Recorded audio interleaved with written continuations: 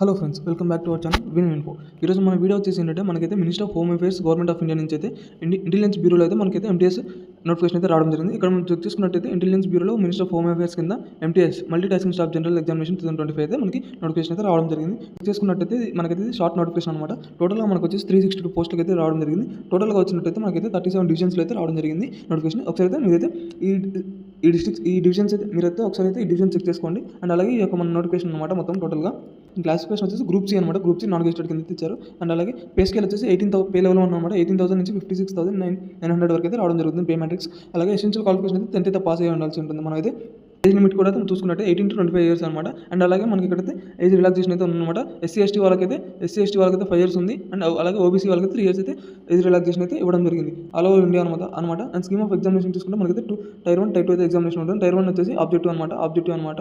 ఇక్కడ చూసుకున్నట్టు ఆబ్జెక్టివ్ అనమాట. అండ్ టైర్ 2 వచ్చేసి డిస్క్రిప్టివ్ అనమాట. టైర్ 1 వచ్చేసి 100 మార్క్స్ ఉంటుంది, 1 అవర్లో ఉంటుంది. అండ్ అలాగే టైర్ 2 వచ్చేసి 50 మార్క్స్ ఉంటుంది, 1 అవర్ ఉంటుంది. అండ్ టైర్ 1 మార్క్స్ వచ్చేసి మీరు ఒకసారి ఇదే చూసుకోవాల్సి ఉంటుంది. ఇదైతే మన సిలబస్ అనమాట. ఒకసారి చెక్ చేసుకోండి.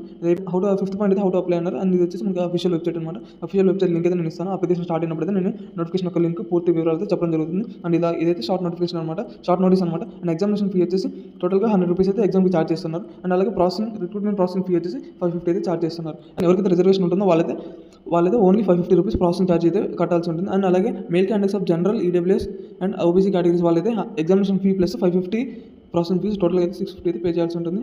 అండ్ అలాగే వచ్చేసి మనకైతే 14/12/2025 నైట్ వరకు అయితే ఇవ్వడం జరుగుతుంది. అంటే ఈరోజు మనకైతే అప్లికేషన్ అయితే ఇంకా స్టార్ట్ అవ్వలేదు. స్టార్ట్ అయినా కదా నేను ఫుల్ నోటిఫికేషన్ అయితే చేస్తాను.